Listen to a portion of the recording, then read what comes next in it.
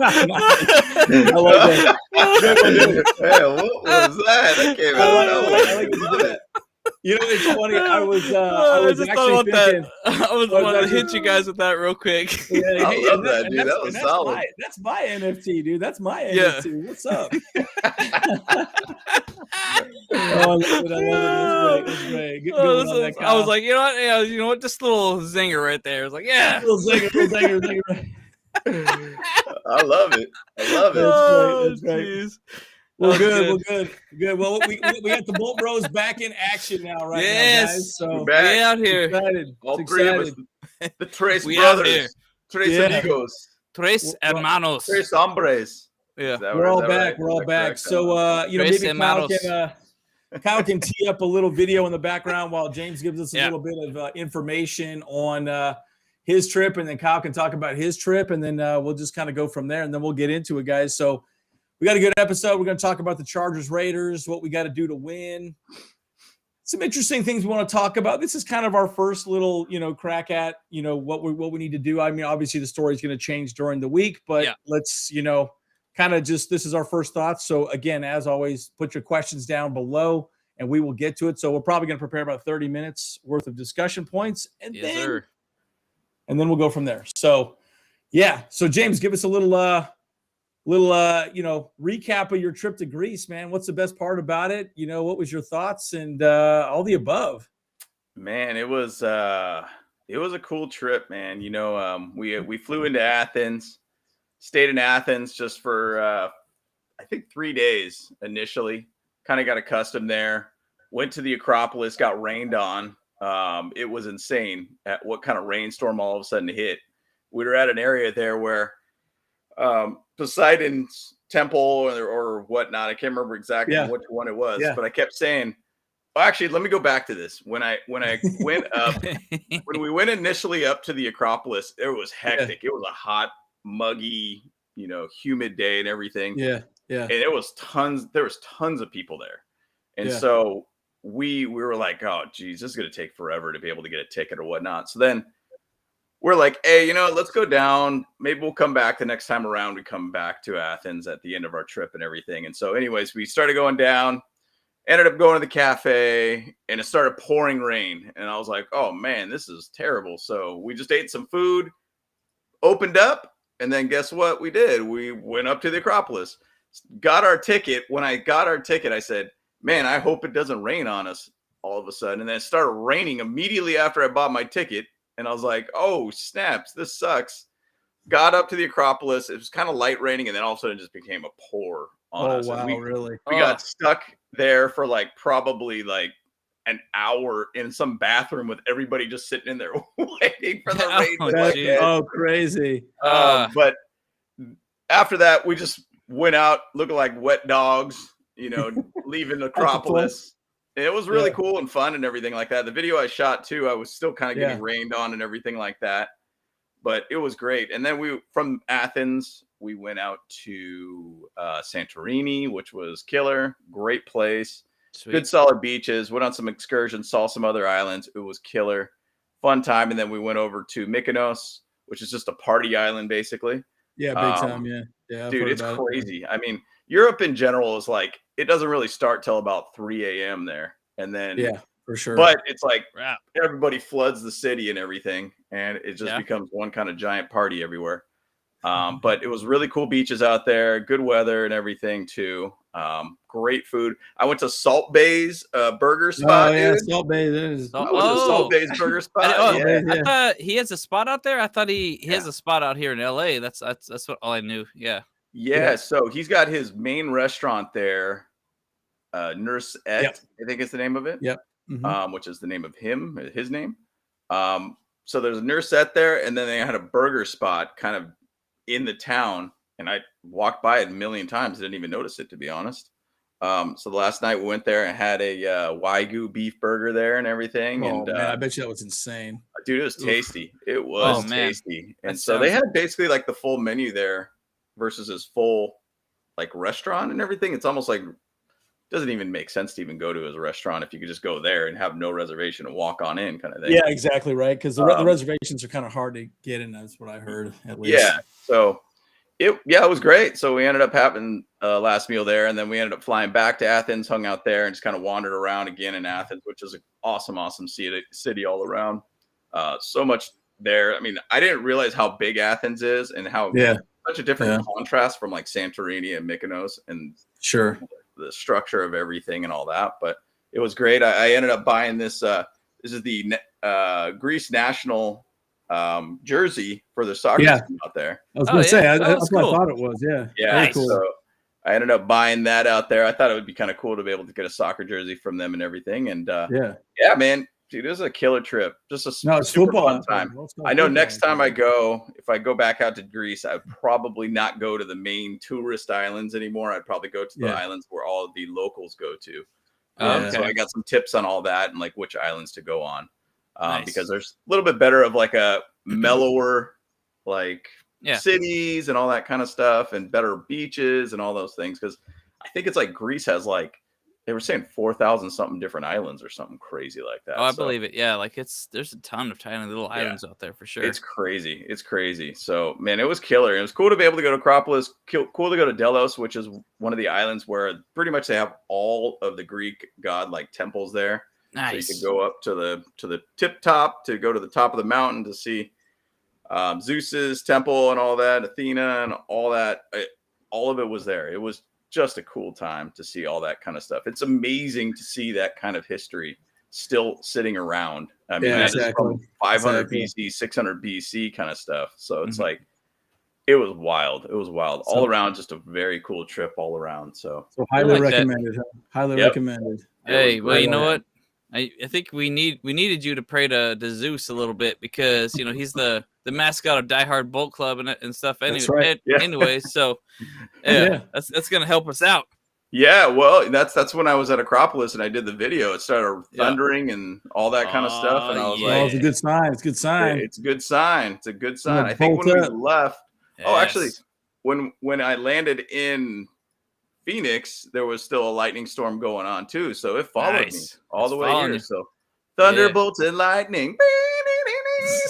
We ready. We gonna win this. We ready. We ready, man. Yeah, it was awesome. Great trip. Yeah, that's awesome. Very cool. Very cool. That's Kyle, cool. you want to give a little recap on your? You were on a cruise, right? So you were on a cruise with some Charger fans too, as well. No, it was like church fans. It was a typo. I said Chargers fans, but like CH, it went to Chargers as opposed to church friends. So just a bunch of church friends. Like we just hanging out on the boat. We went to. Obviously, like I'm kind of like I like the cruises now. Like that's kind of my thing, I guess, because it's just right here in LA, and I'm like, why not just jump on a boat every once in a while? Easy, real simple, right? Yeah, super simple. Just I want to do something on a weekend. That's a sure thing. Good time. Easy. We went over to Catalina. It was kind of cool. Like, I'm not a huge fan of Catalina though, to be honest. It's like, not that exciting. It's a weird thing. I mean, unless wine mixer, unless the Catalina wine mixer is going on, it's not worth it going on over there. I'm correct. I'm walking tall. Yeah, I mean, it's like a weird place because it's like it's a desert island, so it's like I guess we're kind of snobbish that way, but we like the tropical islands and stuff of the Caribbean and Hawaii and stuff like that. And fun fact as well, like when Andrew and I were there, we got rained on during one of our what's it called? The luau's that we were at. Yeah. We were just like, it was like a hot rain and like, it felt good. So we just kind of stayed out there, but then everyone else was like, hiding underneath like a house or something like that, Yeah. We're like, well, what's the point of that? You're like, whatever. Just like, just enjoy it. Just have a good time. So, yeah. Yeah, that was fun. But that's good. But yeah, like I mean, I do go to those cruises quite often now, like a little bit. Just go down to Ensenada a little bit, just hang out, walk around, buy some like stupid stuff, I guess. Like actually, I mean, I got this this necklace, whatever, from one of the shops. It was like originally like $120. I talked them down to 40. So, it was this place called the Mayan or something like that, and the guy that gave me the deal, his name was like Rodolfo. Raffo. Yeah, he's a. He's a cool dude actually. So like if you ever out there in Ensenada, hit up Mayan and let him know that the Bolt Bros sent you. There you go. Very cool. Very cool. Maybe he'll hook you up. Well, good. Well, good. That's awesome. So I Yeah. guess we should get into it. I know we want to talk a little bit. Well, first of all, we probably should do an update on our fantasy league. So Yeah, oh, yeah. as you guys know, we are on a fantasy league, and maybe you could share. We are playing the director week Yeah. 1. I could So, pull that up. You pull that up real quick, and then we could go into Chargers Raiders previews. And again, guys, questions you may have, go ahead and throw them out there, and we'll get into them as well. But we want to go into the Chargers Raiders. We got a whole presentation for you folks, right? And actually, Kyle, you're going to be on another person's podcast here pretty shortly as well, too. Yeah. So we are working on collaborating with the Wild Wild West podcast. Yep. It has I don't know if anyone here watches that. But it's they had got Richie Riche. He supports the Broncos. He's a good guy. Then you got Coach Defense, who supports the Chargers out there. And then there's Captain Jack, who supports the Raiders for that podcast. And then there's I don't know the name of the fellow for the Chiefs. I probably should know that thing. But yeah, like we'll all be kind of doing a little bit of contributions for their channel, at least like once a week or whatever, a couple times, like during the season, especially when the Chargers are playing any of the divisional teams. We'll put a little presentation together, and like we actually have that here too. Then we can even kind of workshop it with you guys right now too, and that will be what we present to. Yeah, man. Hey, yeah, Twitch people, Boga. That we're live right now. How you doing? So just saw a message from live from Twitch right now. Yeah, no, that's great then, Kyle. So it would be nice if we can get the Raiders guy on as well. But what time is that podcast going to be so people can tune in? So they go live on Wednesdays, like 5:30 Eastern time or something like that. It's a really strange time zone for them. Okay. Yeah. So. Okay. I'll get some more information about that, and I'll drop it down there below, so other people can see that. Yeah. Awesome. So okay, perfect. So this is our first week 1 matchup against the directors. So this is our fantasy. Week 1. We got to beat the director. As you can tell, we were really close. Maybe scroll down, Kyle, so we can actually see the players. We just see the potential points at this point. But this is our 2 teams. We've talked about it once or twice before. Yeah. Can you show the matchup actually so we can see what they have? Let's see. Where is I'm not really used to it. Okay, there you go. Matchup right here. So we're playing against Director week 1. Director week 1, exactly. And then we're going to be going into Chargers Raiders here pretty shortly, guys. But we just want to show you this is exactly, this is big for us because we're actually it was the Charger. Who was the one that started this again? Chargers Chat. Chargers Chat. Yeah. That's right. Chargers Chat. Okay. So, all right. So this is who the director's got. And I'm kind of surprised he got Trey Lance, man. I don't know if I believe in him at all. There you go. So, yeah, I just had to pick us to win real quick though. Yeah, that's probably why the Niners kept Garoppolo too, just in case. Yeah. And they restructured his contract for that reason, keep him around. Well, I think they tried to trade him away and he couldn't get anywhere. So, yeah. Anyways, guys, we're going to keep you updated on this. Again, this is all for bragging rights. This is just all the Charger content creators. We're all in it. So, the Brisket Broads, the director, pretty much anyone who's really doing anything. All the content creators are on this, right? So we're pretty happy with our team. So anyways, this would be pretty good stuff. So, yeah, I like it. Yeah. So Saquon Barkley, I think, is a pretty good pickup too. I think he could be, if he stays healthy, I think we'll be in good shape. So. Yeah, we got. Derrick Henry as our first pick, I think was pretty good steal, to be honest. Agreed. Yeah, and then Saquon Barkley was our second pick. That was pretty dang sweet too. So I was like, oh man, okay, all right, let's do this. I think really realistically right now it's anyone's game because none of these players have proven to actually be really good this year or not. So we'll see like how it plays out. I don't see anything that we can do about like moving our team around, whatever. Week 1 is always just let it go. Just let it go. Figure it out. Don't overthink it. Just let it go. Yep. And that's it. Yeah. Nothing needs to be explained more than that. So, Yeah, and so Boga, we're on all the medias. We're on YouTube, we're on Facebook, we're on everything. So we are monitoring all the different chats. So just so you know, we're kind of all over the place at this point. So cool. All right. Well, let's switch to the presentation on Chargers Raiders. Let's talk a little bit about that, go into that, and then what questions you guys may have, throw them out there. So let's go to what we're going to discuss with, this upcoming game.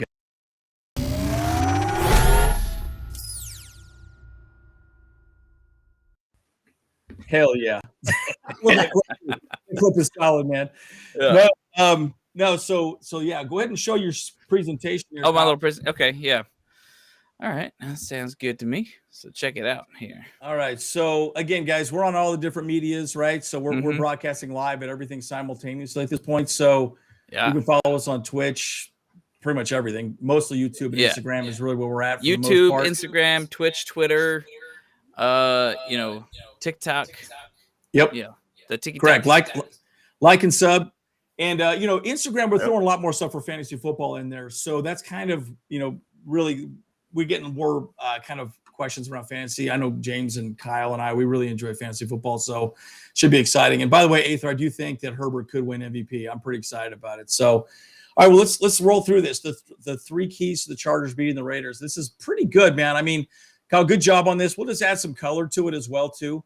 Sure. Now, again, guys, we're gonna do a pregame right before the game, and then we'll do a post game as well, too. Right. So this is just our initial thoughts week into it. So moving forward, every Sunday or every Saturday, we'll probably have a normal, longer, short format of the week that was, changes, injuries, and go from there. Yeah, sounds good. All right. So I mean, this is our this is like what my initial thoughts are with the three keys to the Chargers beating the Raiders in week 1. So here we go, man. All right. So my overall game plan was just these three different things. That there's many ways to do this thing, but I felt like number one, we have to shut down Derek Carr.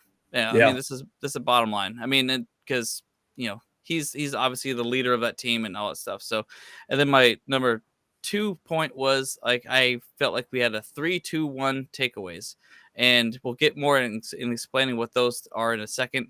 But then my biggest thing was points over risk. So let's get a little bit more into that there. Yeah, and I would say this too, like Derek Carr, right? I think he's ranked 15th in the league potentially as a quarterback. He's really definitely not,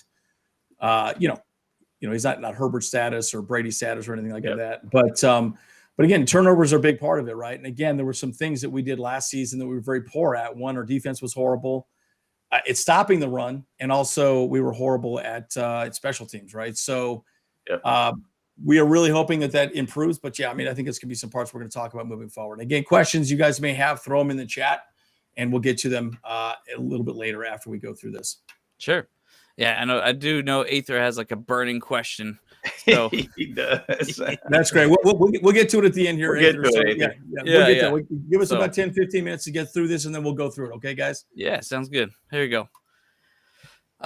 So number one, but first and foremost, we just gotta say family, trust, respect, bros. I mean, that's the Chargers were all about one thing, family, trust, and respect, and we'll say that to any and every Raiders fan all day, every day. So yeah, you just know that that's what we're about always. So always.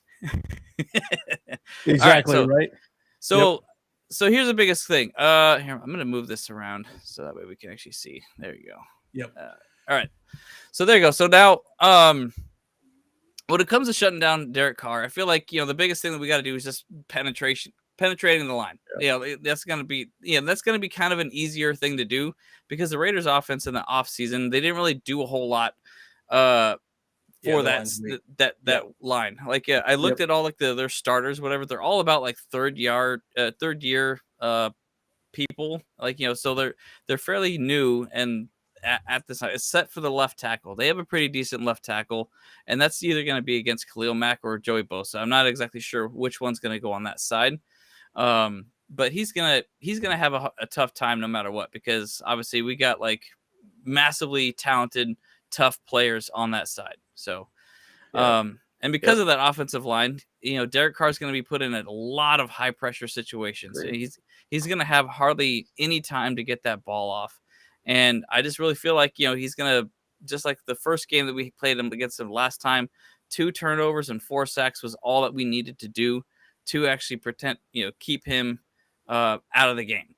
Yep. And then, the last thing too is that like our corners are going to stick to the wide receivers like glue. And the truth is, like, I'm pretty sure JC Jackson's going to be, ready to 100%. go. Yeah. Yep, I think he's going to be, he's practicing. He's back. Honestly, I think it was kind of like a red herring for him to do this surgery, whatever, where people were thinking that he might not be ready and stuff, but he's going to be ready. Yeah, he'll be back. I mean, those put a little numbing cream on it. He'll be fine. He'll be good. He'll be good to go. Exactly. No. Yeah, throw a Band-Aid on it. Put some antiseptic on there, whatever. You're good to go. Yeah, couple things I would add on this too, guys. Right, again, where we struggled. In fact, I was just chatting with my friend about this a little while ago. Where we struggled was our defense. Right, we were horrible at stopping the run. Yes, and one of the things that I want to talk about too, and again, as far as defense is concerned specifically, I know we were talking about Jerry Tillery. Jerry Tillery, it sounds like he's going to be exclusively for passing downs. I don't think he's going to be there for run defense at all. So, so he's going to be a bit of a hybrid type of. I don't know if he's going to be an edge rusher. I don't know how they're going to really work him specifically. I don't know if they're going to do stunts. Kind of, again, they're really keeping their cards close to the vest with how they're going to run the defense moving forward. Yeah. But very clearly, he's not going to be there for run stuffing at all anymore. Okay. And so, again, I consistently was saying, hey, we should probably get rid of him, but. Yep. No, it's it looks like he's going to be with us, in that role moving forward. So, and the interesting thing about Jerry Tillery, though, like as an offense, if you see him on the field, wouldn't you just decide to switch up the play at that point and run it directly at him? Like, that's the thing. Like, you think he could be a liability to be able to even be on the field because of how bad he is against the run. I mean, for sure, you could switch up a play real quick at the line and just be like, hey, run it at 99, every time. So. I just think that that's one of those things you got to think about. I know that's kind of what I would do if I was a quarterback. If I saw him on the field, it's, hey, attack the weakness as much as you can. Yep. Yeah, 100%. exactly. And they're when I was looking at the PFF on their lineup currently too, their right side is like far worse than our right side. I mean, obviously we have a lot of uncertainty with our right side still because of Pipkins taking over the job. I mean, I think he's going to be better than Storm Norton, but there's still a little bit of uncertainty on how well he's going to do against what's his name, Miller, right? No, Crosby, Max Crosby. So who's Miller? What are you talking about? Von Miller? No, Miller is their Miller is their left tackle. Yeah, so correct. Yeah, again.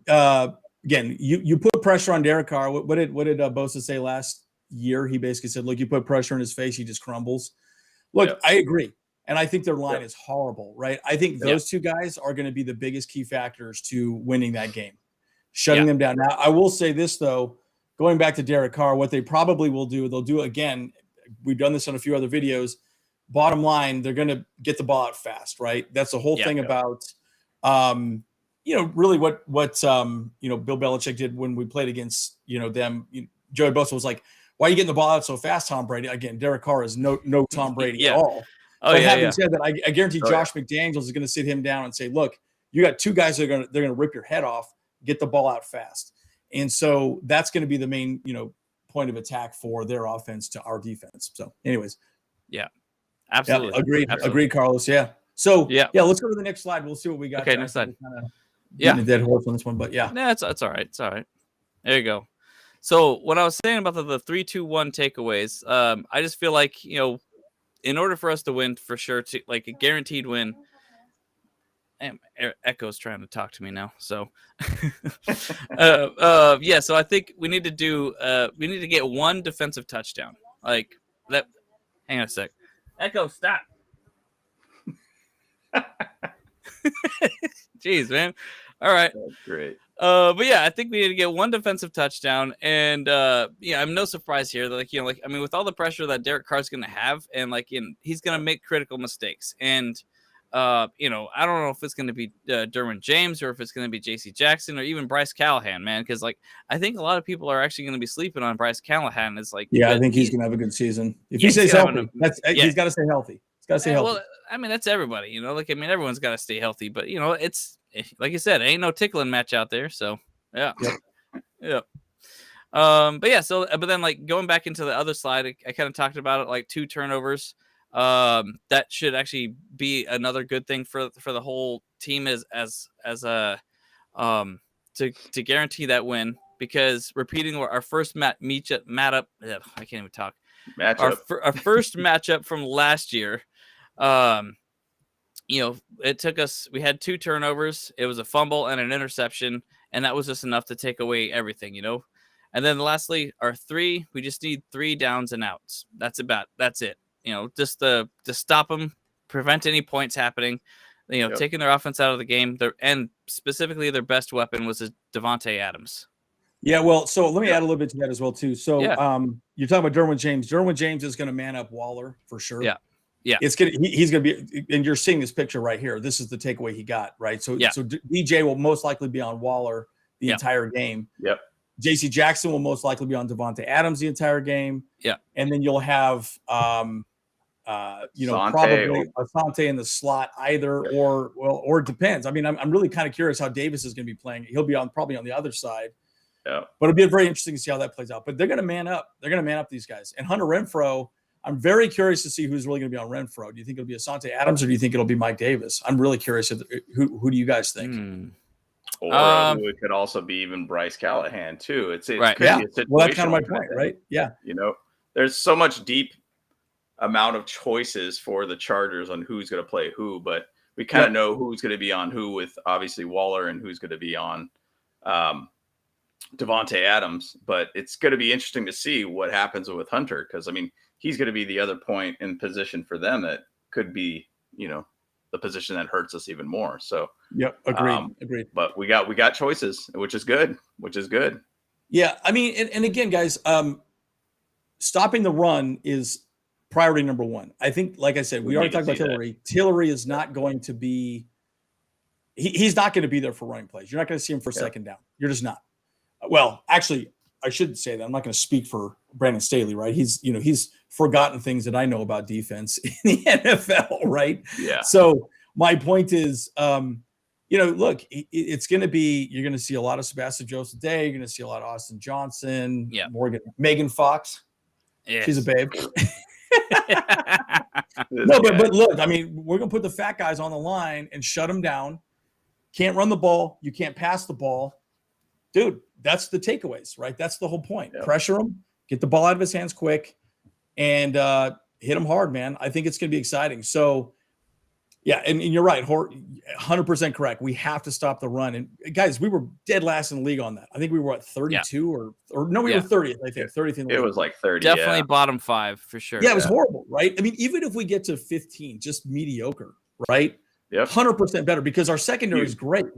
Our secondary is much better as well too. So 100%. Yep. Absolutely. I agree. 100% lockdown. I really believe that. Look, Bosa and Mack are going to be the key. If they can get to Derek Carr, make his day tough.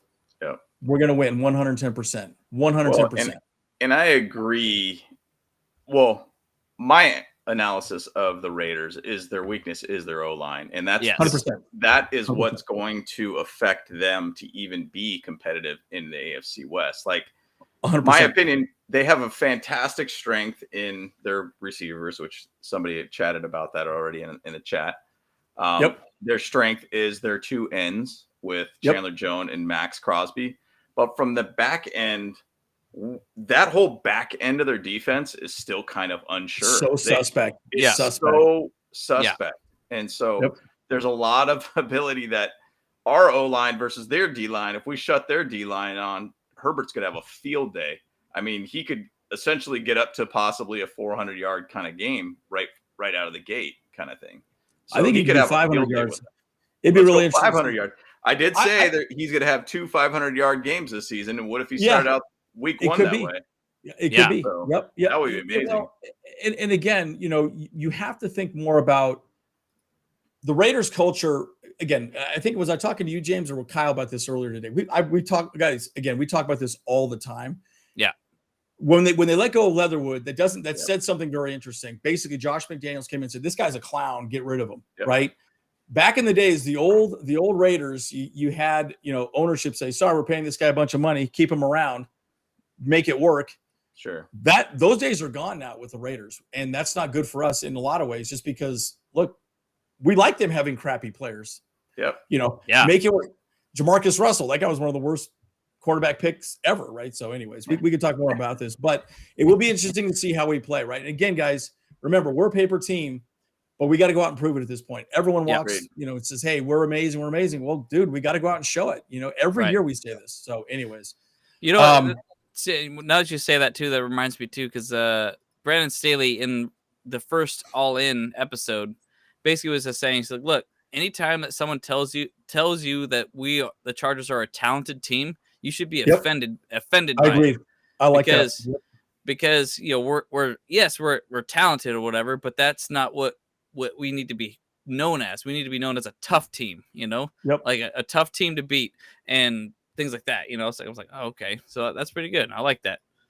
Yep. Well, and it just goes to show you that we've proven nothing, right? Yeah. We've proven nothing up to this point. And so we can sit here all day as podcasters and say, "Oh yeah, it's going to be amazing. We're going to win. Well, you still got to go win.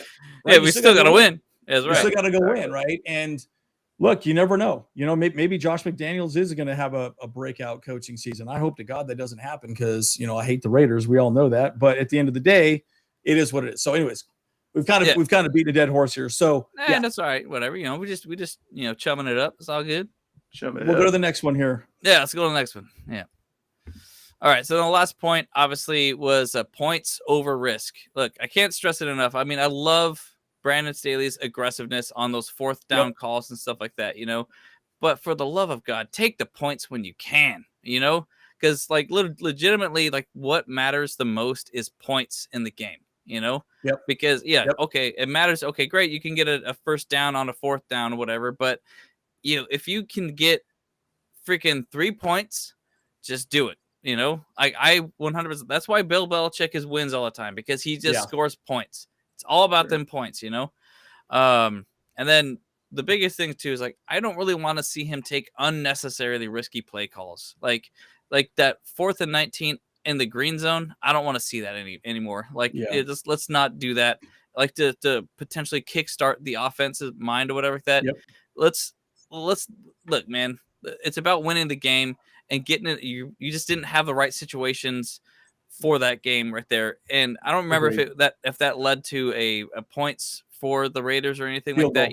3 points. It was Yep. So and that's and that was the difference in the game. That was the difference of the game right there too. So it's but I applaud his aggressiveness. But yes, agreed. I'm going to say this though.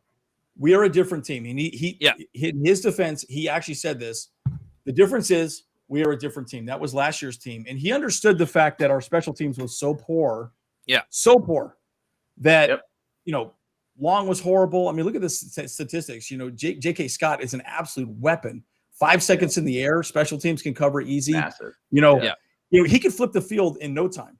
Yeah. And that's what we need. That's right. Great. So I don't think we're going to see that on our side of the ball. At all anymore. I think they'll say fine, and we have a defense that can stop the run and make things happen as he wants. So I think yes, he'll be aggressive, but I don't think he'll be aggressive to the hello. Oh no, the point where you just stroked out there, bro. Oh, I did. But you totally just locked up for a second. Oh, I did. Oh, it's funny. That's funny. But the one thing I will say is that again, our kicker is going to kick it 50 yards. So if that's it, he doesn't kick it over 50 yards. He's very accurate at 50. So just know that, guys. If we're driving and it's there, okay, we'll probably go for it. Those are the times I think we're definitely going to go for it and push. Right. And those are the ones that I think we're going to be pushing more. So we'll see more of that. I mean, I'm predicting it right now. That's going to happen 100% as I didn't even think about it. Yeah. But that's kind of my take. So I know I'm taking. I don't know. My whole thing about him being with his risky 4th down calls and everything, okay, that 4th and 19 call, kind of silly to do that. But I was reading an analyst, I think it was on the Peter King interview that he talked about. And he said there was a difference between that call of winning and losing the game. And if he made that call and converted that, like the percentage of like winning was like extremely high. 100%.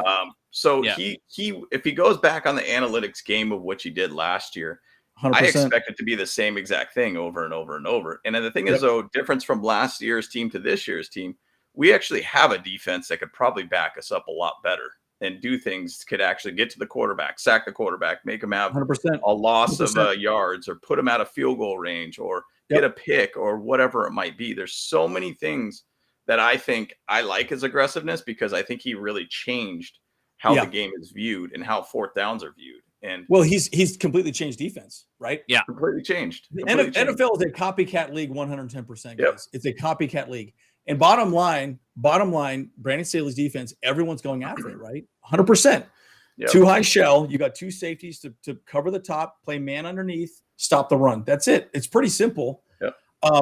Running it is very difficult, right? If you see anybody talk about it, it is very difficult to run, because just the way you have to line up, you see this formation, this guy does this, you do this, and there's a lot you have to do. Right. Now, one other thing I would say too, this is the first time that Justin Herbert's had the same offense in 6 years? 6 years. Yeah. So we're going to see a lot more audibles moving forward. So he'll probably be changing the play at the line for something different. Okay, they're running this defense. All right, let's do something different, right? Let's get the ball out in the flat, switch it to a run. I could see two plays coming in, and then he gets to pick one, and then maybe audible to the other one. I don't know. We'll see how that plays out. But I think, guys, they've been very vanilla all through preseason on defense and offense. And that's good, though, because then it really just shows that, we're not going to show our hand at all. Guys, have you noticed that? Yeah. 100%. 100%. Yeah. And so, anyways, I'm excited to see what we come up with. 100%. Yeah, Anthony, he brought up that he says, this is the best coach we've ever had. I'd much rather have an aggressive coach than not an aggressive coach. Personally, go back to the Anthony Lynn days. Right. Even in the first year of Herbert's or in 2020 year, there was times where I'm like, why is he relying on special teams when you have to know at that point, I have a special quarterback. Keep it in his hands. And he finally did that, ironically, within the Raider game, where he ran the ball into the for a touchdown, and Herbert's like, I was in kind of thing. So he finally understood at that point, you could take risks with this guy that's going to make a play for you. And that's where I think Brandon Staley understands his personnel. And personally, why would you try to take the ball out of your number one player's hands? The difference is I think Anthony Lynn also didn't want to hurt him, and he wanted to keep him there healthy. Having said that, there's a difference between playing to win and playing not to lose. Right? Yeah, agreed. Yeah. Coach Staley is playing to win, right? Yeah, and he's not playing not to lose, right? And that's remember Marty Ball, right? We get a lead, we just run the ball, run the ball. Okay, I get that. That's fine. But Brandon Staley's like, no, I'm gonna put my foot on their throat, crush their windpipe, and put them to sleep, right? And I like that. Yeah. But he didn't quite have the team last year to make that happen. So anyway. Right. Because because it's just like other people have said in the chat, is that our defense and special teams were a massive liability last year. So huge liability. We had to actually be more aggressive on our offense, because we had a top 5 offense last year. Yeah. And we're going to have a top 5 offense this year, but we're also going to have at least a top 10 special teams and at least I'd say top 5 defense. I hope, Man, I hope so. I hope so. Ridiculous. Yeah. Well, and I do think though, the nice thing is we have depth at every position, right? Mm-hmm. We all saw that.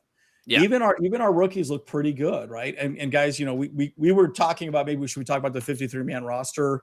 I'm like, it's not a very exciting conversation. Everyone's talked about it. I know I did a video on it last week. Yeah, we already talked about it. Yeah. We got depth. We got Mike Bandy back. He's on the practice squad. He's got some talent. So if we start having some attrition in our wide receiver roles, we got people that could step in. We did not have that last year, guys. Look at the Texans game. That is a perfect example that we did not have enough players on our bench when these injuries started occurring and COVID to be out there and be, competitive. And so I'm excited to see what we have, and yes, Carlos, our kicker's amazing. Yep. He's solid. He's solid all around. Super solid. Andy's man, Dude, we are completely different. Disappearing again. Oh, really? You keep stroking out, bro. It's funny because I'm still live. Still live, but am I good now? Yeah, I know. Yeah, you're good now. Yeah, we know you're alive. Shoot, you ain't dropping dead. Hold on a second. Check. Got a heartbeat. Anyways, but with all that said, though, still, like, I think he still needs to be aggressive in the right situations. Correct. Like, because obviously, like, but now, like, I mean, the biggest thing is, though, too, is that other teams are going to know that he's an aggressive coach, and they are going to kind of be more prepared for that as part of their practice. 100%. And so 100%. sometimes he's got to, be like, play like, no, I think we should play it safe a little sometimes, though. Still, it's very exciting to watch him go for it on fourth down because we have the highest success rate with the most amount of attempts. 100%. And so that's just awesome to see. So that's and let me give you a quick breakdown, guys, if you don't know this about the analytics side of things. What that means is this. Ultimately, it's by the way, it's awesome to me that AWS was a sponsor for the NFL. That was not a surprise. By the way, I'm in tech. James is in tech. We're both in tech sales. So we understand the analytics side of things. So what they're doing is they're saying, okay, Brandon Staley goes, great, this is the offense I'm running. Then that's the defense that they're running. And statistically, what would work best on running plays, what would work best on passing plays, right? This is just a very remedial way of describing what analytics means. Yep. You can break it down, 5-yard, 10-yard, 15-yard plays, and then you just have it completely game planned out. This is what we run. And I'm not joking. That's the simplest way of describing it, is that it will break down what statistically beats that defense, what statistically would beat that offense on the defensive side of the ball. So then you're not sitting there going, what do I want to run? You ever think of how many stupid people are up in that box every time you see a offensive coordinator? Who are these guys over there like punching buttons? Those are analytics guys breaking down and making decisions in real time and feeding information to the coaching staff. Right. So my point is, guys, just understand that that's really what the analytics is. And so Brandon Staley's cutting edge in that regard, right? He's really focusing on changing the game. I think it's exciting. I think it's very exciting, right? Yeah. And that's why passing has become such a prolific situation, is that you can make these high percentage throws very easy, even if you're a remedial quarterback, right? But when you're a better quarterback like Herbert, it's easier. So anyways, pretty interesting. Yeah, exactly. Exactly. I mean, going back to the Peter King interview that he had with Brandon Staley, there you go. The one thing that he kind of made a point of is, look, there's this, and it's interesting that a coach for the Chargers actually even talked about it, about how the chargering situation, the Chargers find a way to beat themselves, basically. It's interesting because he said, look, man, if we're going to do it and we're going to lose on our terms and the way that we want to play. And we're going to play the way that we decided to play. And I'm okay with him taking aggressive calls when necessary. And I think the thing is, though, in my opinion, I know we've beaten this thing up so much, but my thing is like, we have a defense now that actually could help our offense if they try to make or take a risk. We have a special teams. If we're going to, punt the ball off, we got a guy that can hang the ball up 5 seconds in the air to where we don't get a return at all. There's a lot more things that we've added within this team that have made this team become potentially the way Brandon Staley wants to be aggressive. So I think there's just a lot of win-win situations here if he becomes aggressive. And I think you're going to see it a lot in the Chiefs game. I guarantee that, because that's the reason why that Brandon Staley got the job for the Chargers. Came in with a plan. This is how you beat the Chiefs, kind of thing. 100%. Yeah. 100%. With the Raiders, we'll see how it happens. I mean, we all saw what happened in week 18 and how many times we went for it and how successful we were. Mind you, that was against Gus Bradley's zone defense, basically. And he almost gave up that game. But what I'm saying is, like, we are not going to be a team that does not take risks. I mean, we are going to be a team that definitely tries to be able to do the right thing at the right time. And we have a team that could back up those chances or those risks that we have taken. So I hope that's going to be the case. And I want that to be the case. So we'll see. Week 1 is totally different. Totally different. Yeah. There's a different season, but my hopes is that he keeps that aggressive nature up. Yeah, no, I agree with you 100%. And again, I think bottom line, I think it's very again, guys. We ran extremely vanilla offense and extremely vanilla defense all through preseason. There was nothing, guys. We weren't even doing stunts for the most part. I'm not even joking. They weren't even doing stunts at the line. And you can sit back and say, well, that's how they're going to look. No, we didn't play any of our starters. We know that, right? So it's going to be very different. So, Kyle, why don't you tee up a couple YouTube videos? We could just kind of have the Chargers stuff in the background while we answer some questions, so you guys can see some, the cool stuff on the YouTube channel for the Chargers. And then we could kind of highlight a couple questions you have here. I know Aether's got a question for sure. Yes, I did highlight that question in there, but let's go through that. Just so this is gonna be my 3 keys to the Chargers beating the Raiders for this upcoming week with the Wild Wild West podcast. It's also called the Mile High Roundtable podcast network. I guess they have a whole bunch of different things. They mostly talk about the Broncos, but they do have a section where they talk about the AFC West.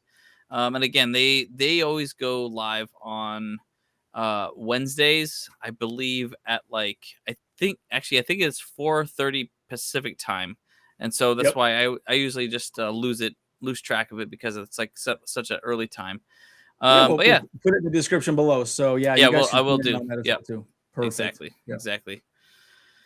All right. So you guys want me to queue up some videos in here for you? Yeah. We'll just queue them up. It'll be just background so you guys can see some of the plays, preseason, so on and so forth. And then we'll go through some of your guys' questions. So let's go through Aether's questions first, if you mind highlighting it, Kyle. Yeah, here you go. But again, guys, I think, just to wrap it up as Kyle's teeing this up, look, at the end of the day, we're a different team than we were last year. I think everyone that I see talk about the Chargers, talk about we've improved everything that needed to be improved from last year. That's the thing that I really like. So it's a good thing. I'm excited to see how this plays out, right? I think we'll do well, and we'll be good. All right, let's see. Aether, if J.C. Jackson does not play, do you see Coach Staley will play 4-2-5 defense, Max Bosa, Josa, 2 linebackers, 5 secondary? I think so I'm going to give you my personal take on it. Brandon Staley's going to run his defense the way he's going to run his defense 100%. I do not think he's going to change things up. I think he believes in his players enough that no matter what, at the end of the day, they're just going to run it the way they're going to run it right now. I will say this, though. You will see 4-2-5 at different situations for sure. But it's going to go by case basis. Yep. Yeah. And that's the thing, it's all really about what they're trying to, block. They say, okay, it's going to be a run play. Maybe they'll do a 4-2-5. Maybe if it's going to be, a passing situation, maybe they'll do a 5-1-5 basically kind of thing. Is that correct? Yeah. 5-1-5. For some reason that didn't make any sense in my head. But it's all going to be kind of a situational package for them. So they'll rotate players in and out throughout every time that they have to play defense. So I think 4-2-5 is going to be more of it because 5-1-5 just leaves the mid way too open. I feel like because that's where you put Derwin in the box. So it's it doesn't keep everybody in the back. They're going to pull people down too. Yeah. So and that's more of a four-man front, as in your standard defensive line, and then you put your 1 linebacker, and then you push down a safety, which will be Derwin for sure. So that's the idea of what it is a 5-1-5. Well, and again, it's very much a hybrid defense too, right? Yeah, so completely hybrid. It's so funny. I mean, we talk about these certain formations, right? It's really, again, we're going to see a lot of man coverage. That's one of the things that Brandon Staley talked about a lot is that, hey, can these rookies play man coverage? Yep. Right. Some proved it. Some did not prove it. Right. A great example, Dean Leonard did not prove that he could play man coverage. He's not ready. Obviously. But at the end of the day, he does have the speed. He does have the talent, but he needs a little bit more tutelage to make things, work for him moving forward. Right. So yeah, very exciting to see that play. Yeah. Yep. It'll be interesting. All right. Let's see the next question here as well, too. Bolt up, baby. There you go. Okay. Yeah. Yeah. Well, actually, that's a good one. I was actually just talking about this earlier that the rumor is that Tillery is pretty much going to be an edge rusher moving forward. We don't have a lot of depth at edge. So I think that, that's going to be a big part of the conversation where he's pretty much just going to be an edge rusher moving forward. Mhm. That's it. And I do not think he's going to be stopping the run because he's a turd at stopping the run. And we know that, right? He sucks. Like, he's not good. He's a ragdoll. He gets pushed around. So I think moving forward, Tillery is going to be nothing but an edge rusher, or at most, he will be there to come in passing situations. So that's my view on it. Yeah, he's going to be pretty lightly used, in my opinion. I think he's too much of a liability to be on the field, in my opinion. Like, he's basically Austin Johnson's going to be out there. It's going to be Sebastian Joseph Day. Morgan Fox is going to be in front of Tillery. Maybe Fehoko if he's healthy. Yep. Fehoko. Personally, I'd put Fehoko in over Tillery, in my opinion. Like, easy. Yeah, definitely. He's a fat body, dude. He's a fat body. You cannot move him around. And right. If you got to man him up, I'm sorry. So remember, the defensive linemen have to cover a gap and a half. That's what they actually cover. Yep. Yeah. So covering the A gap, they're covering A gap and a half a B gap. So just remember, they're there to cover both. And the problem is Tillery, he plays so soft, very soft. He doesn't move bodies. So what you need is people to move bodies. That's why Aaron Donald did so well in Brandon Staley's defense. At the Rams, because he moves bodies, right? So anyways. Yep. Exactly. You know what? I think I kind of like that. Maybe that's what they wanted to do with Tillery this whole time, because he is a really tall and 6'6", skinny kind of guy. So maybe he actually was always designed to be a good edge rusher like that, I mean, how weird would that be? Anthony Joseph just said, imagine if he does do good at edge. Like, how weird if that does happen. Right? I mean, who knows? Well, I mean, you got Chris Rump out there too as an edge player too. And so Rump is looking amazing. And it's interesting. I think it was Money was talking about it, and he was like, the thing is though, Chris Rump is a guy that looks like he could be a starter in some other team too. Absolutely. Absolutely. I mean, we have pretty good edge rushers, obviously. Khalil Mack, Joey Bosa. But there's injuries that do happen and things do happen, and we need to have that other guy. And I think that's where Tillery will get involved if it becomes come down to edge 4 or whatnot. I think that's where Tillery will get involved. Yeah. Okay. And remember Gus Bradley, as much as we hate that guy, right? He actually tried to get Tillery to be an edge rusher, and he couldn't make it happen, right? So Tillery is in this weird situation where he can't quite figure it out, right? He can't figure anything out. I don't know. Is he dumb or something? I don't get it. And with the Notre Dame, the whole deal. But my point is, it might just be the fact that he just doesn't have the talent. And really, I mean, look, I saw Morgan Fox look so much better than he ever did. Way better. In preseason. I was like going, what in the hell? Because I think he played the first game and maybe a little bit of the second game. I mean, only a few snaps. Disruptor. Like, oh my God, he looked great. And I'm like, dude, how can Tillery not do this? He's like 30 pounds heavier than this guy.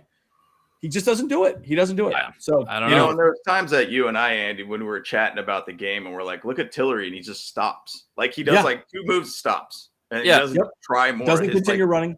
His motor's very, very low. He does not have a high motor by any means. He doesn't have extra effort. And that's the issue with him. And if you put him at an edge, if he does 1 to 2 moves and he finds a way to be able to get pressure onto the quarterback, hey, maybe he does fit better. He just doesn't fit well as a defensive tackle or nose tackle or anything like that. He doesn't fit well at all there. He gets destroyed there. So absolutely.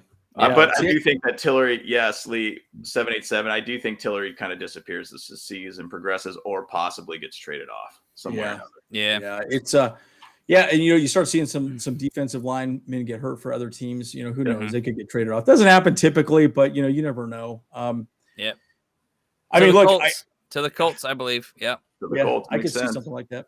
Yeah. What other question? Go ahead and highlight another question here, Kyle. There you go. Pablo asked earlier, over or under 10 neutral zone infractions due to Justin's second year in this offense. That's a weird stat to kind of keep an eye on, in my opinion. But it is one of those things that you're probably going to see a little bit more hard count type stuff at the line. Big time.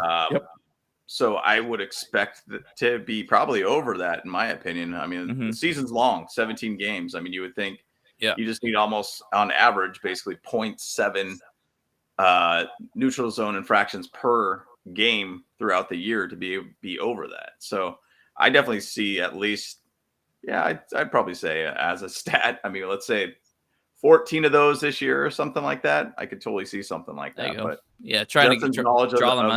of the offense definitely makes it a little easier for him to work Well, with. yeah, He they're feels definitely comfortable focusing now. on that more this year for sure. Like Yep. they Mhm. specifically talked to him about like Peyton Manning switching Yeah. up the count, because last season, to Pablo's point, he pretty much just went on one every time. He never switched it up. He didn't do anything. They just wanted to limit false starts and so on and so forth. But I do believe this year they're going to get a little more creative in that regard. So, Mhm. hey, like I would love to see at least 10. I'd love to see. Obviously, I'd love to see more. But Yeah, that'd be you know. great.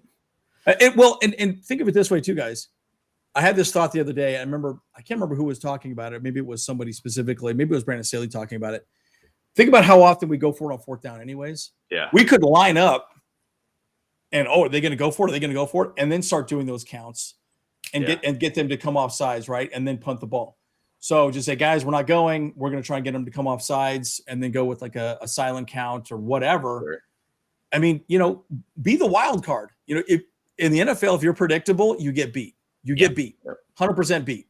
So I know Brandon Staley does not want to be that way. So yeah, it'll be interesting to see. So I'm excited to see how this plays out. Yeah. Yep. So that's good. Agreed. Yeah, I agree on that one for sure.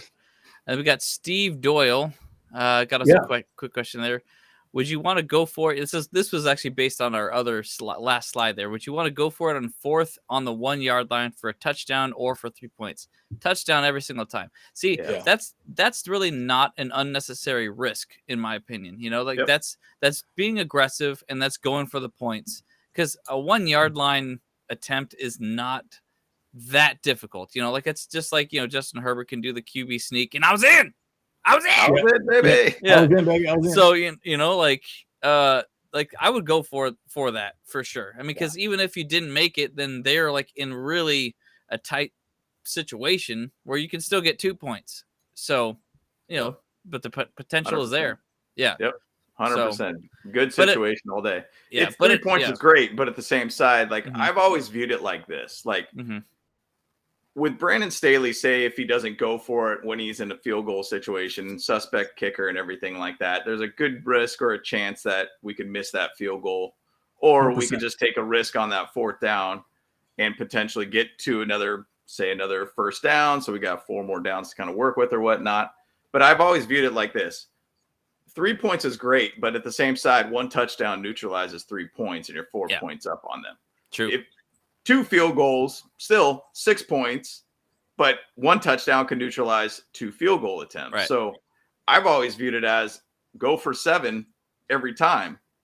If you have the opportunity, go for it. It's very Madden-esque of a mentality, but at the same side, I'll take a touchdown over a field goal any day. Any day.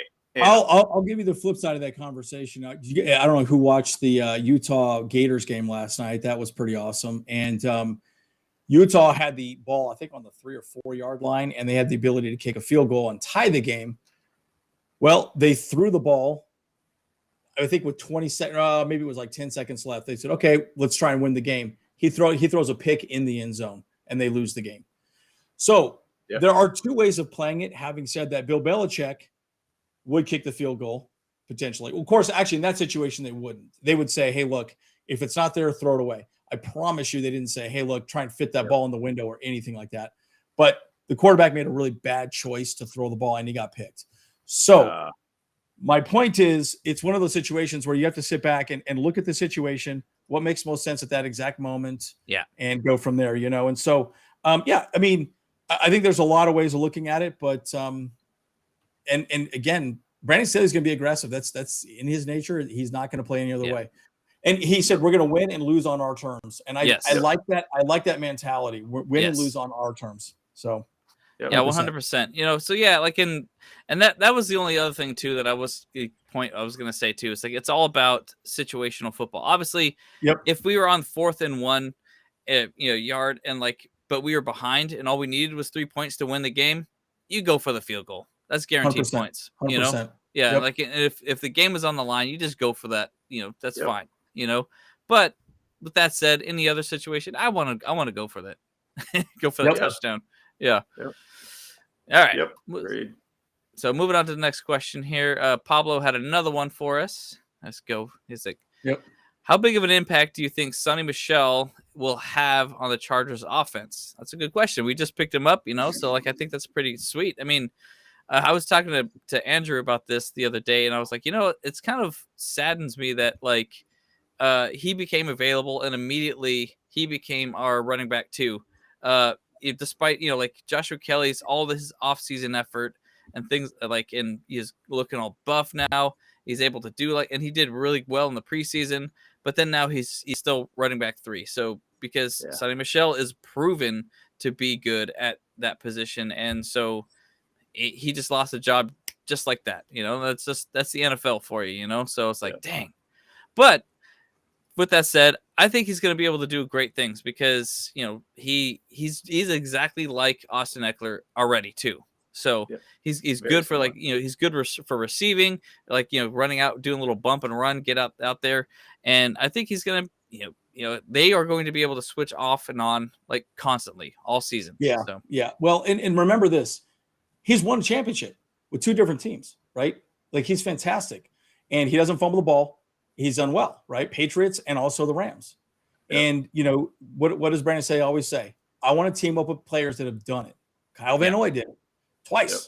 Sonny Michel's done it twice on 2 different teams, right? These guys are leaders, right? And so, look, you could say all day, hey, I'm sad that, that Kelly's going to be the 3rd running back. Well, what about, Isaiah Spiller? Spiller is out right now. Well, at least kind of sounds like he is, but you know what? He's a rookie, right? So let him have some time on to learn from a good running back and figure his game out, right? That's a good thing for him. So, it shouldn't be looked at as a bad thing. It should be looked at as a good thing, in my opinion. Yeah, so, agreed. Yeah. Just adding a vet in that position of need. I think we've 100%. Chatted a lot about that, and Charger fans have said, hey, we should just go after some sort of vet somewhere or another in the running back side of things, because we always rely, and we have been in the last 3 years relying on rookies to be able to be the RB2 in general, 100%. because Justin Jackson has always been injured. So it's always some sort of rookie that gets thrown in and he gets forced into there. So adding a guy like Sonny Michel, just adding a guy that could run and catch the ball is huge for the Chargers. It's a bold move. And once again, Andy said it too. He's won 2 Super Bowls, 2 different teams. I think I'll take that all day. I'll take that all day. Another guy that's been there and done that. I love it. Yep. Yeah. I mean, look, it's dude, they've done it. They know how to win. They know how to win in those tough situations. By the way, funny little thought before we move on to the next question. Brandon Staley looked at Sonny Michel I think he was scouting when he was 18 because he was just an absolute stud. So he saw him through his entire college career, everything like that. And so, look, Sonny Michel has an immense amount of talent. Isaiah Spiller does too. Joshua Kelly does as well too. Guys, injuries happen. These guys will get a chance. They will get carries. But again, it's sort of like the conversation. Why would you want to give somebody else carries when you have Austin Eckler, arguably one of the best running backs? I say running backs in air quotes because bottom line, he's not really a running back. I mean, he's more of a wide receiver, kind of a Deebo Samuel type, in my opinion. But you don't want to have a fall off. Okay, this guy's going to, if Austin Eckler is going to get me 6 yards and he's available, I'd rather go with Austin Eckler when Isaiah Kelly is averaging 3 yards a carry. Well, why would I do that? You wouldn't do that. If you're a coach, you're going to go with the hot hand. And so that's a big part of it. And Richie, good to see you, buddy. We need to we need to make sure we get some content together. Get us in touch with the Raiders guy. I don't know what his name. Captain Jack. Yeah. Captain Jack. We would like to have him come on our show maybe Wednesday or sometime this week, and we could do Bolt Bros plus Captain Jack to talk about, just kind of have a discussion about the Raiders Chargers Week 1 matchup, and kind of break down what they think we're going to do, what we're going to do, and so have them get us in touch with us. I think truth is too is that he is going to be at the game on Sunday as well. Cool. I may link up with him then and do a little one-on-one in person with him too. So that'd be awesome. That'd be awesome. That'd be great. Good. Sweet. Yeah. All right. So next question here. We got Slee 787. That's good. Slee 787. Who gets more yards this year, Palmer or Carter? That's an interesting question. Palmer. You think Palmer? I mean, dude. I think Palmer's ready, dude. He's ready. Well, Herbert even brought that up too. And I think he got asked a question about like a fantasy side things. It was the Angelic Herbert interview on NFL Yeah, Network. the angelical, one's in Yeah. yeah. And so he said one player that he's going to have as like a breakout player or whatnot. And he said, I said Carson Palmer. That's funny. Yeah, Carson. Good job. Josh Palmer is one guy that you got to keep an eye on. He's just done tremendous things and had a huge jump from year 2. And even later in the season, obviously we've seen Palmer making some clutch catches. I mean, all of the, Raider game last season in the 4th down situations and everything like that. So, yeah, Palmer for sure. Carter is going to be still one of those guys that'll probably end up being a wide receiver 5 for us, possibly, if Guyton is going to be the 4th guy. Yeah. Carter could get a lot of yards on the return game of things. So if we're talking total yards, I still think that Palmer will probably still get a fair amount. Now, Carter, I think, will break a touchdown or 2 this year. So that's a 100-yard game, give or take, for him. So, but we'll see. I mean, I think Palmer will be the guy that'll get a lot more touches, in my opinion. Yeah. Well, one other person I'll throw out there too, Gerald Everett. I think Gerald Everett will be absolutely amazing too. Agreed. And again, he's listed as an athlete, right? Which I think is really interesting because that's interesting. Yeah, he is. Well, that's actually good point. That's really what he likes to talk to him about himself as, because he runs those sweeps. He just he's not really a tight end. Right? He's really not a blocking tight end, but he's a big wide receiver type tight end. But I think the one concern I have there is if Trey McKitty's in there, that would tip off the defense that's pretty much going to be a running play or a blocking type situation. So that's kind of my concern there. I know Trey McKitty's been working that angle a little bit better now. So we'll see how that plays out moving forward. But I think Palmer will definitely have a better season than Carter. Yeah, exactly. Okay. I mean, my only thought lastly on that though too is that because Carter's going to get the return man. If you're thinking of total yards, I think Carter's going to get a lot more touches. I mean, every game, because he's always going to get the punt returns and the kickoff returns. If you're counting those into it, those hidden yards that he's going to be using or to getting for the team, I don't know. I think Carter might actually be able to be on par with it. I mean, obviously we'll see. But I think, as a bigger impact on the team for directly, Palmer's definitely going to have a more direct impact on the team for the game wins. Agreed. Yeah. Yeah. So, well, and again, 3 phases of the game, guys, right? We need to improve all that, right? I mean, we were not good special teams last season, right? I mean, that fumble that we had in special teams that pretty much killed us against the Raiders, in that last game, right? We gave them 7 points. No, I think we only gave them a field goal at that point. The defense did stand, but guys, we need to improve all of that, right? So anyways, okay. What other questions do we have here? We got another one from Steve Doyle here. Here we go. Okay. There you go. Do you think having Kansas City on Thursday was a bad idea for the NFL? No, definitely not.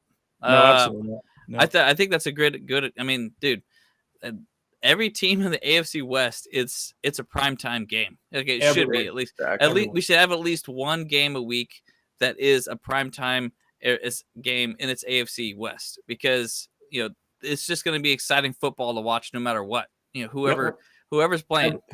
So.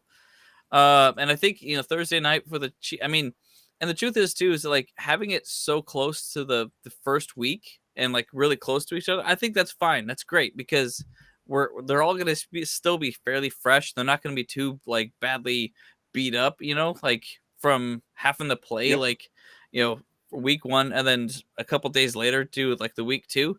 I think it's going to be not that bad at all for us. I don't know. What do you guys think? 100%. And Richard Riche, he that's entirely what his podcast talks about, right? So the AFC West, and again, it's prime time. I mean, every single game is going to be watched by every single person because they're so exciting. And guys, the Chargers have the most exciting brand of football out there. I mean, I would argue that they're the most exciting team in the NFL. And I'm really, again, if they could just get the defense and special team in line, I'm talking in line. They don't have to be amazing. Dude, sky's the limit for us, 100%. Yeah. But if they don't, then that's a problem, right? And again, remember last season we scored 29 points a game on average. We gave up 27 points a game on average, guys. So it was close every single game, and we have to stop that. We need to start choking people out. And exactly, get the briskets ready. I'm ready for it. I'll go kick it with Herbo. I'll get a brisket sandwich, kick it with him. That's right. I'm down with that. Yeah, I mean, and once again, the NFL doesn't care about if week 1 was another AFC West game or whatnot, or maybe they intentionally 100%. did that. They wanted the Chargers to go through the gauntlet right from the get-go, and I'll take it easily. If we come out of that 2-0, that's awesome for us. Oh my God, it'd be amazing. It'd be amazing. Huge for us. Because the next 3 games So- are pretty easy. So, Yep. and we will be week 3 in LA as well too. So we will tell you guys which games we're going to be at. So we're talking about that in the background, but we will be at quite a few games. So love to meet you guys in person if possible. Heck yeah. All right. Oh yeah. so Eckler's we got- going to be amazing for us. Yeah. Go So ahead. we got another question here from Anthony Joseph. Here we go. Will we see more deep balls in Lombardi's play calling this year? That's my hopes. That's definitely my hopes. Yeah, I Yeah. think. Yeah.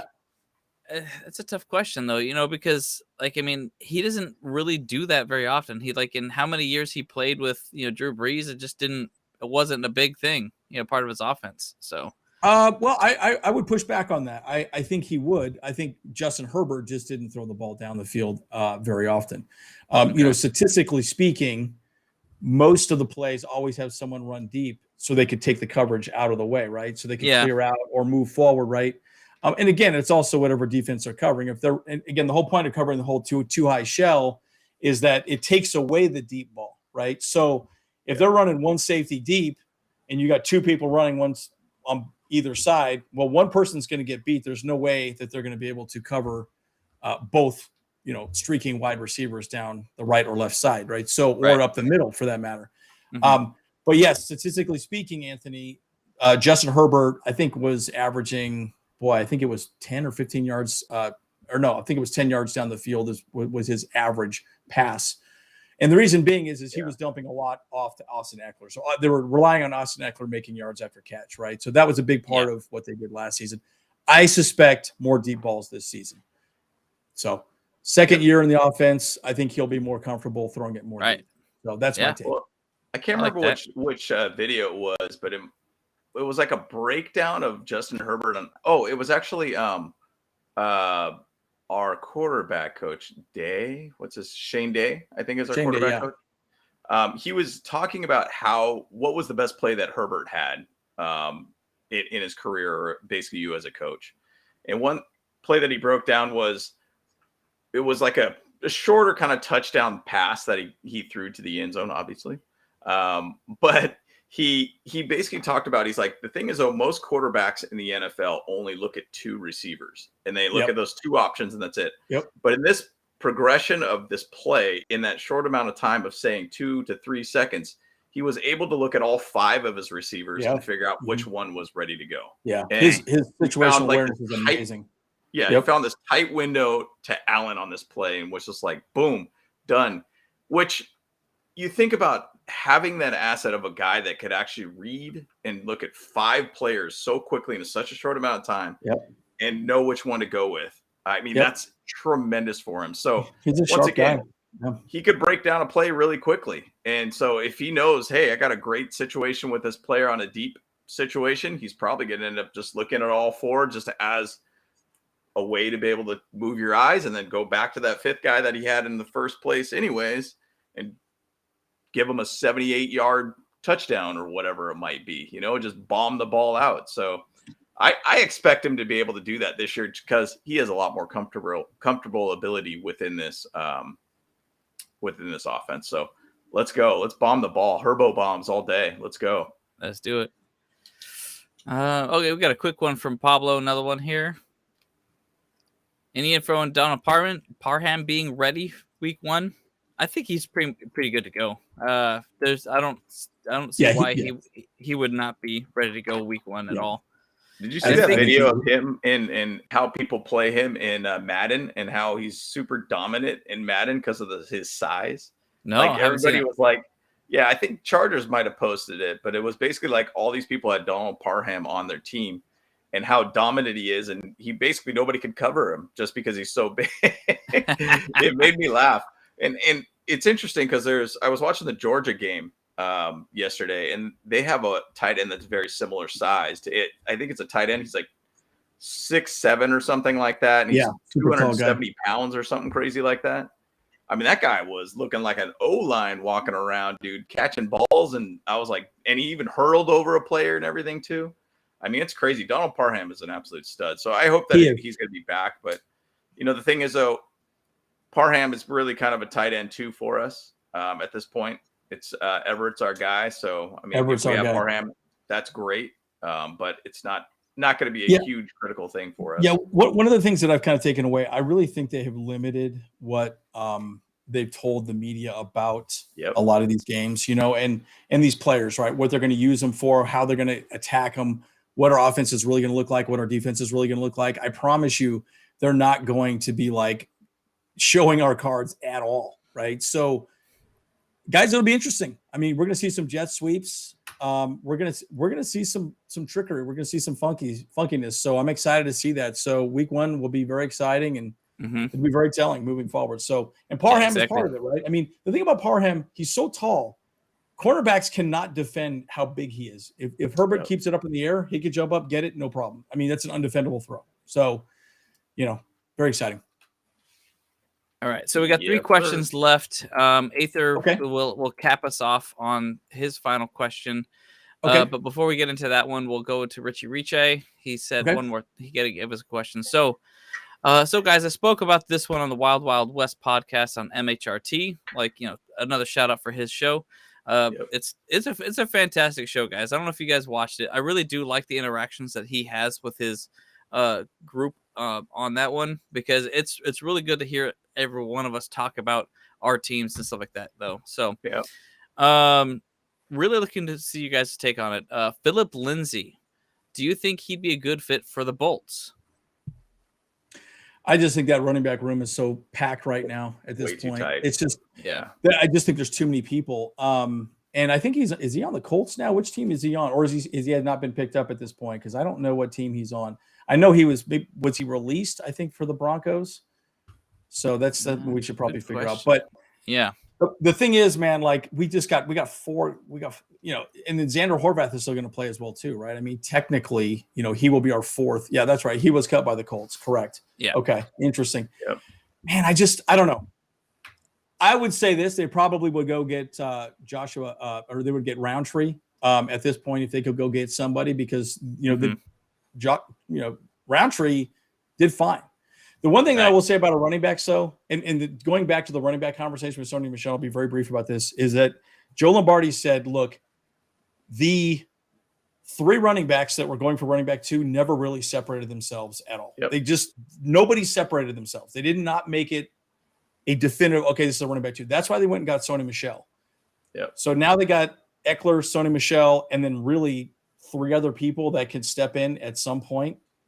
One of those guys will step up. But I do think, by the way, Philip Lindsay is a really good running back, though. He's had some good years. So he's a good back, kind of a smaller back. Right. But the thing about it is Sony Michel basically took that position. And I like his haircut. Nice and poofy. Yeah, he's got a poofy hair for sure. But it's really, the thing is, we have too many running backs right now, and it's kind of Isaiah Spiller is probably going to be injured for a little bit. It seems to be that kind of way with whatever is going on with his ankle. They possibly were thinking he wasn't ready. That's why they ended up getting a vet to be able to be kind of that Eckler position kind of guy too. So I think we're all set in running backs at this moment, unless some sort of catastrophe happens and something happens with some. Then you got to scramble. Yeah, exactly. Yeah, because you really don't want to, you don't want to rely on a rookie, right? I mean, you could do that, but dude, again, what's the average lifespan of a NFL running back? It's 3 years. Yeah. So, and and again, the running back is becoming less and less important for the NFL in general, anyways, right? So, what was the statistic? What was it? 14 wide receivers were taken in the first round this year, and then Brandon Staley made a comment. Well, why did you draft so many defensive backs? Well, 14 wide receivers were taken in the first round this year, right? Again, going with algorithms, they know how to throw the ball high percentage wise. Even with a mediocre quarterback, you can throw the ball downfield, right? So, I mean, it's a lot to be said about that, right? So, but again, to your point, I think, if some attrition starts happening, Philip Lindsay could be a really good choice. Plus his haircut. It's awesome. You know? And if anything too, he could be like a late, a mid-season pickup for us if that was going to happen or whatever. But Yeah, I mean, because we got Sonny Michelle, like I think we don't really need to pick up him for, Yeah, for the and position. knock on wood, Yeah. no injuries, guys. Knock on wood, no Agreed. injuries. That's Agreed. the thing. That's been the Yes. Chargers' Achilles heel for a number of years, right? But the Oh, good yeah. thing is we got depth now, so we'll see how that Yep. plays out. Yeah, exactly. All right, so another one from Steve Doyle here, and it's kind of going back onto the Parham stuff here. Yep. Donald Parham was a wide receiver in the UFSL. Do you think he could do that for this as a surprise play? I mean, that'd be interesting actually to see him actually line up as a wide receiver instead of a tight end. Absolutely. Yeah, I mean, if that is that a legal move, like to put him over Yeah, there? just moves Yeah, over. sure. Yeah, he's got to line up. Absolutely. Yeah. So why not? Like that would be really interesting. Like, so I don't know how other people would actually how would they, because a lot of cornerbacks are like 5'10", like So how would they cover him? Well, Waller does that. I mean, a lot of wide receivers do that now. Okay, so I'm going to say this: I don't think Donald Parham is the right guy. It would be Gerald Everett. They're going to put. By the way, again, this is why he's such a sleeper in my opinion. I think they're going to move him all over the field. Again, he's an athlete. He's a lot like Derwin James.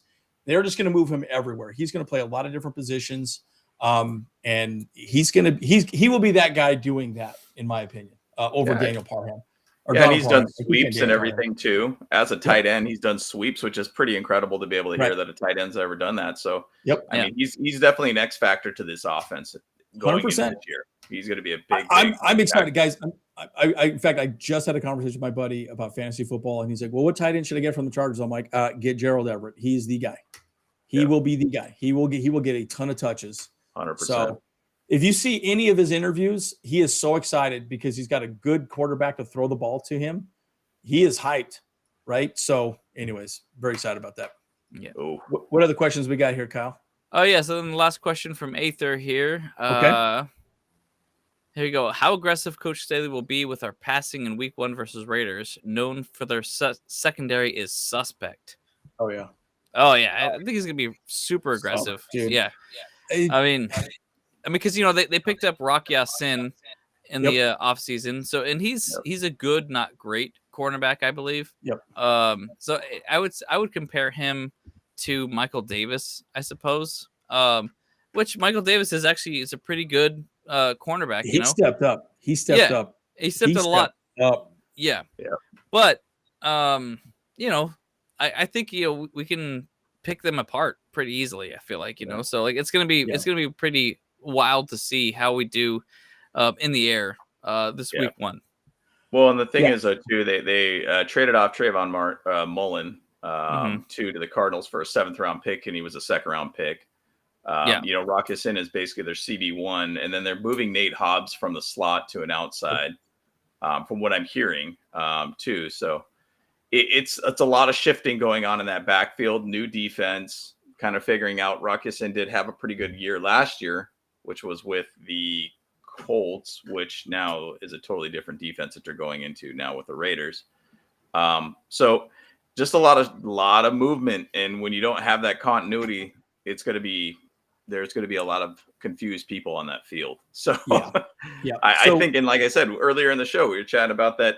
I personally think that Herbert will have a 400-yard game to start out. Andy said 500 yards, and I did say that it's going to be 2 500-yard games that Herbert's going to have this year. And so, heck, how amazing would that be to start out the season with a 500-yard game? Yeah, it'd be amazing. Beat the Raiders. Well, so again, I think the key to this game will be our defense, right? Our offense will score against their defense. And again, Richie, perfect example. Their interior rush is going to be big. Again, we got Trey Pipkins on the right side. How is he going to do compared to Max Crosby? I think there was a question down there, and I think we didn't answer it, but I'm going to answer it now. The thing that I like about Pipkins, and I think why Pipkins won over Storm Norton, is that Pipkins can recover much better. His footwork is better. Storm was just tall and lanky, and if he went one way, he could not recover the other way, right? Yeah. I saw a lot of times Max Crosby would move to the edge, and then he would get him to just take one step, and that was just one step enough, and he was past him. Yeah. He could get a penalty, or I just really feel like Trey Pipkins, his footwork is better. He's got better base.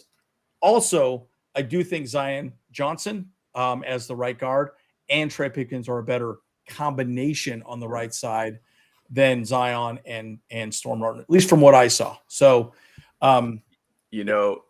it was interesting to see in the end that it still was going to be Zion and Trey Pipkins as the right side of the line, because I think it was practice 2. They were already working individually as the right side of the line. So correct. It's almost like it's been a part of the plan from the beginning, basically. Yeah, I think so. Yeah. Yeah. It does make me ask myself this question. And again, we talked about this again, not to beat a dead horse, but why didn't we put Pipkins in during that Raiders game when he was getting burned by Max Crosby? Like, why didn't they switch it up? Yeah. I understand the continuity conversation. You can say it all day, but he was getting freaking destroyed. Dude, why didn't you put somebody in? Yeah. Yeah. And I understand putting a tight end there, chip block, whatever. Maybe the running back goes out, chips Max Crosby, tries to do something. But dude, he was just getting blown up, and it was like, come on, man, do something different. I don't know. I just don't understand why they didn't make that switch. But again, that's last year's, discussion. But Richie, perfect. Yeah, he does have a better anchor. And by the way, you see how Zion Johnson is, man. You watch the film of that guy. He moves bodies, and he got, dude. He pushed somebody and then just automatically went up, smashed a linebacker. And then he was up the field, and I'm like, bro, that's a penalty usually, right? Because you don't want to run downfield too often, but dude, he is just awesome. So I'm just a huge fan. I'm a huge fan. Yep. Big time. All right, well, let's do it. Anything else? No, I think that's it, guys. That's definitely it. And I would say this, guys. Look, we're gonna have some more content coming out this week. I know. Hey, guys. This is game time. This is game time for us, right? Week 1, baby. Trying to put together some week 1. We got a lot of things going, and we got ideas of what we want to do with this channel as well too. If you got ideas, let us know, and keep your questions coming. Right, some of your questions, if you continue asking, we can do a video. We can do a short little video on it. Here's a question that was asked after our broadcast last night. I love things like that. So bottom line, guys. We're excited for week 1. It's going to be exciting. And, we want to give you the best content possible. We do a lot of our own personal research, and, we're going to do some interesting things moving forward. So any other thoughts here, James or Kyle, before we wrap up? One thing that I always think about going into every season, every fan base thinks this is their season to win 100%. Yes. The Cowboys do that every single year, even if they got a garbage team. But every team right now, this is the point of all-time high for every fan base of their confidence 100%. is just going through the roof. And we as a team, as the Chargers fans right now, I think we legitimately have a very good chance to be able to go far in the season, because we do have so much added to this team that could really bring us to that next level. And we can finally achieve what we've been wanting to see after the decades of being Chargers fans. And so, even to say for the Raiders fans, they went 4-0 in the preseason. They think they're going all the way. Oh, yeah. Right. Yeah. I've seen this before, guys. But this is a great time of the year because every fan is just loving what's happening right now. This is week 1. Everybody thinks they're going to win every single game. Everyone's buying jerseys. Everyone buying hats. Yep. Everybody's excited. And so we're ready for it. I'm ready for it. I'm ready for this season to get going. I'm ready to see what we have been talking about this entire offseason of us being the Chargers that we all expect. And so I cannot wait for week 1, and I cannot wait for next Sunday. So hopefully next Sunday, we already got a dub. So that was fantastic. So exactly. Yeah. 100%. Yeah. I guess my final thoughts are we and Anthony, he just asked that we probably will jump on a little bit before game day, to get a little and after for sure. And I probably talked to the Bolt dad a little bit more. Like, I think we're going to be able to try and get him on to kind of fill in for my spot with you guys, because obviously like I'm here, I'm at the game.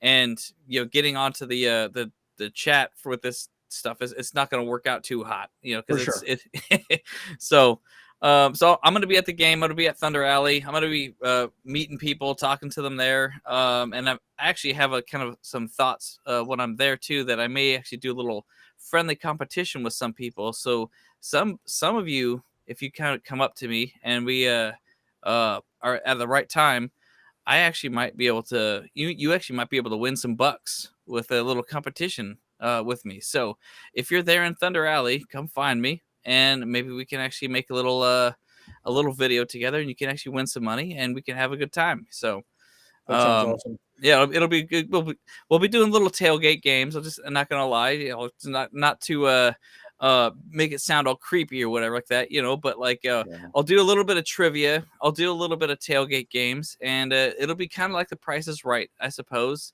But it'll be fun. It'll be fun little content that we can actually make together, and awesome. we'll have a good time. So, Yeah. but yeah, I'm gonna be. It's gonna be a blast, man. I'm gonna be out there at Thunder Alley, and because you know what, the truth is, even if we lose the game, I actually realize that like, a tailgate never loses. You got to You go out there, you have a good time, and bottom line, yeah, hey, it's all about having fun with the tailgate. So Raiders fans are welcome, Broncos fans are welcome, Chiefs fans, doesn't matter, man. Like, let's just all have a good time and get to know each other, and just and be out here for football, because it's here. It's finally here. After 200 something days, we all get to do and enjoy the sport that we all love. So that's right. Yeah, that's right. Yeah. I'll give you my last thought, and then we'll wrap up. Bottom line, guys, football's back. It's exciting. And the one thing I will say, and I was chatting with a friend of mine about this as well too, it's made me a better fan doing this podcast, because I start realizing what it really takes to be successful in a football season, guys. It's a game of attrition, right? It's a game of attrition. And at the end of the day, you got to have a full team to come together to win, right? And so that's what's been so amazing to see the Patriots do with Tom Brady. Of course, Tom Brady's arguably the best quarterback and ever was, right? He's the GOAT. He's number one right now. And, but it's exciting, right? I feel like I think we're going to see some magic week one. And I'm excited to talk about it. So we are going to have plenty of content coming at you. So definitely just understand this. We're going to try and get as many people on. I'd love to get in contact with the contact Richie Rich A has for the Raiders. Yeah. We'd love to have a real quick video, maybe midweek, trying to figure that out with him, and then go from there. But stay tuned, guys. As always, we're the Bowl Bros. I'm Andrew, and here's James and Kyle. You. We're the Bowl Bros. Bowl Bros. Bowl Bros. Let's go. Thanks for watching. Thank you, guys. See you in the next one.